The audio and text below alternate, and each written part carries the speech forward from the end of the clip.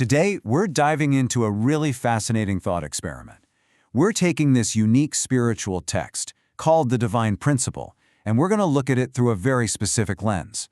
We're asking, how might a prominent conservative voice, someone like Charlie Kirk, interpret its huge story about history, God, and human destiny?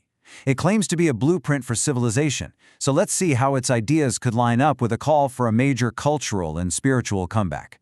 Let's dive in. And right off the bat, it makes this massive claim. This isn't just another book on theology.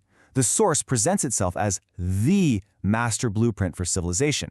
Now, for any political thinker, you can see how that would be a pretty compelling idea, right? A text that says, hey, I can tell you exactly what the root of our problem is, and I have the plan to fix it. So what's actually in this blueprint? Well, to understand what went wrong, the text says you have to go back to the very beginning. You have to understand the original design. So what was God's master plan for all of creation before everything, went off the rails? At the very heart of this blueprint is a law the source calls give and take action. The idea is that the entire universe, from tiny atoms all the way up to human relationships, is built on this constant, purposeful exchange. You can just imagine a conservative thinker framing this as a core principle of mutual responsibility, a universe designed not for selfish taking, but for productive, purposeful giving and receiving. And here's the structure for that give and take. It's called the four-position foundation. It all starts with God, the origin point. Then you have a giving partner, the subject, and a receiving partner, the object, who come together in unity. The classic example is a husband and a wife. Their union then creates something new, right? A child.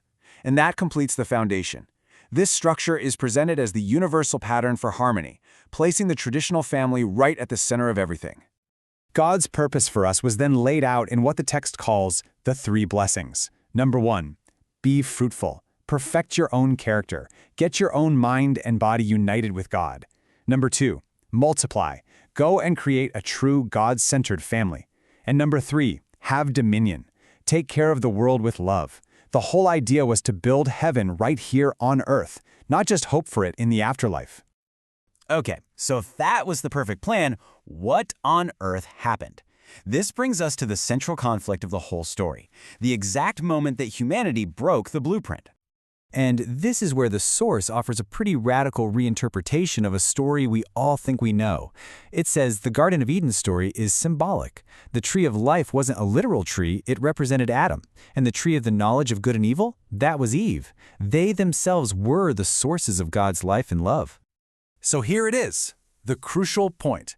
The text argues the original sin wasn't about eating an apple. It was about the corruption of love itself, an illicit relationship outside of God's timing, all kicked off by a jealous archangel. Now, for someone focused on cultural decay today, what a powerful metaphor, right? The idea that all of society's problems trace back to a fundamental corruption of the family and human love right at the very beginning.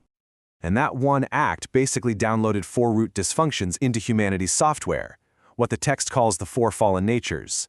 This is everything from being unable to see things from God's point of view, to abandoning your proper role, to flipping the whole order of things upside down. This is presented as the inherited source code for pretty much all human conflict and suffering. But God never gave up.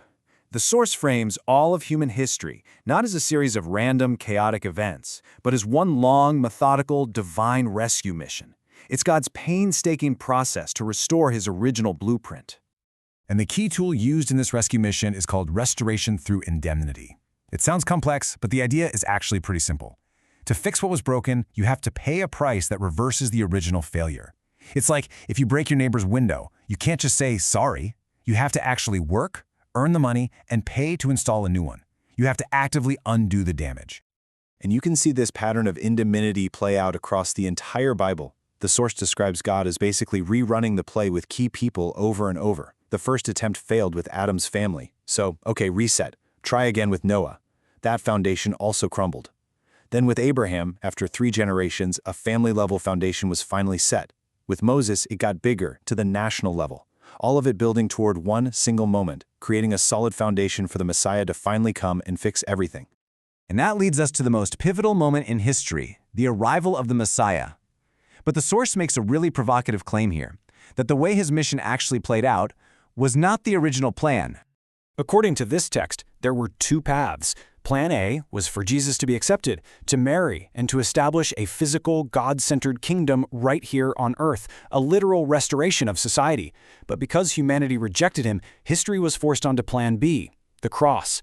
Now, this achieved spiritual salvation for believers, absolutely, but it left the physical world, our institutions, our culture, our societies, unfinished. You can see how a political commentator would see this as the origin story for why the world is still such a mess. And the source points to the exact moment of this massive shift, and it all comes down to human responsibility. It argues that John the Baptist, by hesitating, by not fully uniting with and serving Jesus, was the hinge on the door of history. And because that hinge failed, the door to Plan A swung shut, forcing history down that secondary path. So, what does this all mean for us right now, today? Well, this is where the entire grand narrative comes into the present, explaining what the last days and the second coming are all about within this whole framework. The text basically reinterprets all that end times prophecy, not as a literal fiery apocalypse, but as something symbolic.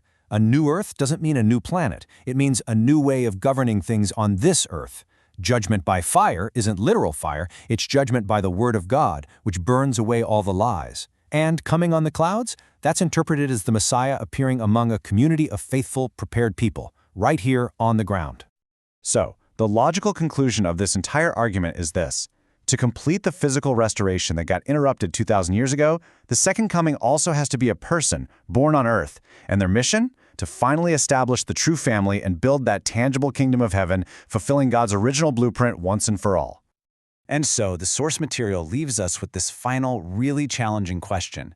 It's presenting this complete, cyclical story of history, arguing that it's all heading toward a final completion. And this isn't just about personal faith, it's about a total societal restoration. A kingdom is coming. So from a political, cultural, and spiritual viewpoint, the ultimate question is, will we be ready to welcome it and build it this time?